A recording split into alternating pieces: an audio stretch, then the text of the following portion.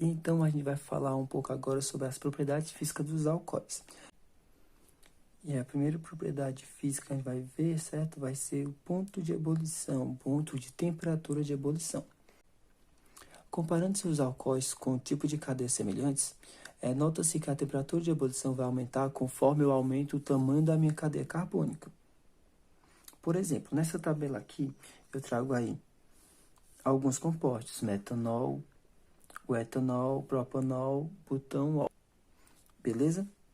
Veja que o metanol eu tenho apenas um átomo de carbono. O etanol eu tenho 2 átomos de carbono. Veja que a temperatura de ebulição do metanol é 64,60 graus Celsius. O etanol é 78,2. Veja que já houve um aumento. Aumentei de 1 carbono para 2, aumentou aí a minha temperatura de ebulição. Eu tenho propanol. Veja que a temperatura de ebulição dele é 82 graus Celsius. Eu tenho o butanol, 4 átomos de carbono. 1, 2, 3, 4. Certo? E a temperatura de ebulição dele é 116 graus Celsius.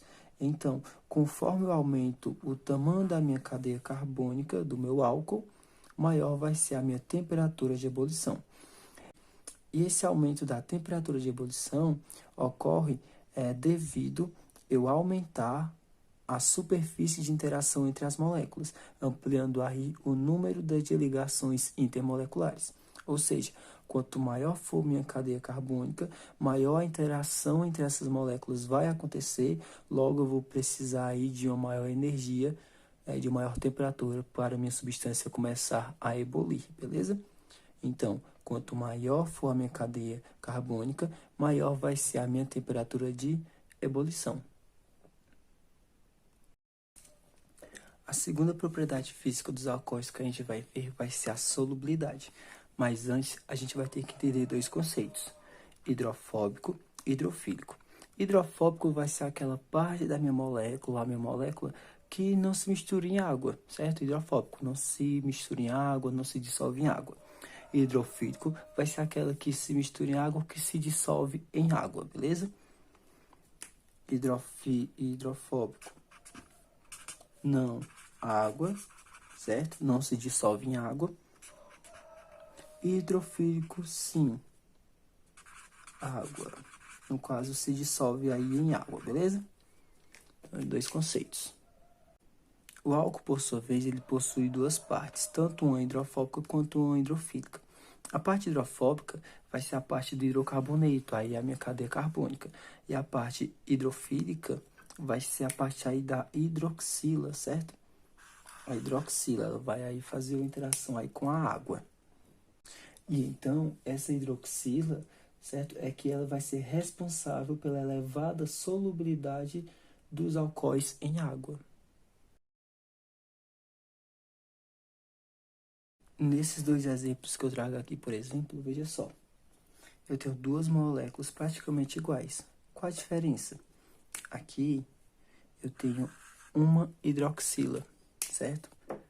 E aqui eu tenho 2 hidroxilas. Qual a mais solúvel em água, por exemplo?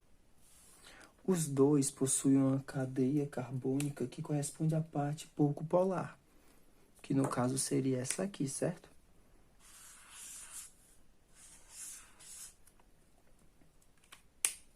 Do mesmo tamanho.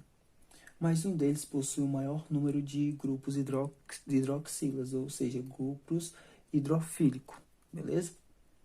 O que torna mais polar e, consecutivamente, mais solúvel em água.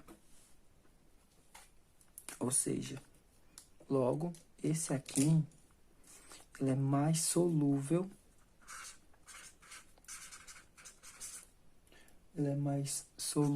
em água, devido à presença aí de um maior número de grupos hidrofílicos. Aqui eu trago outros 2 exemplos. Veja só. Nessa molécula aqui, veja onde eu tenho um grupo funcional, a minha hidroxila, o meu grupo hidrofílico, a hidroxila. Mas veja o tamanho aí do meu grupo hidrofóbico. Esse aqui é o meu grupo hidrofóbico, ou seja, insolúvel em água.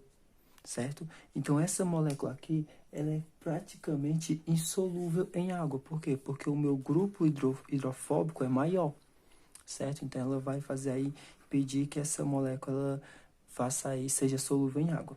Por outro lado, essa molécula aqui, ela tem o meu grupo hidrofílico, ou seja, que é solúvel em água, e o meu grupo hidrofóbico, ela é bem menor. Então, essa molécula aqui, ela é solúvel em água. Esse álcool aqui é solúvel em água, e esse aqui é insolúvel em água, tá?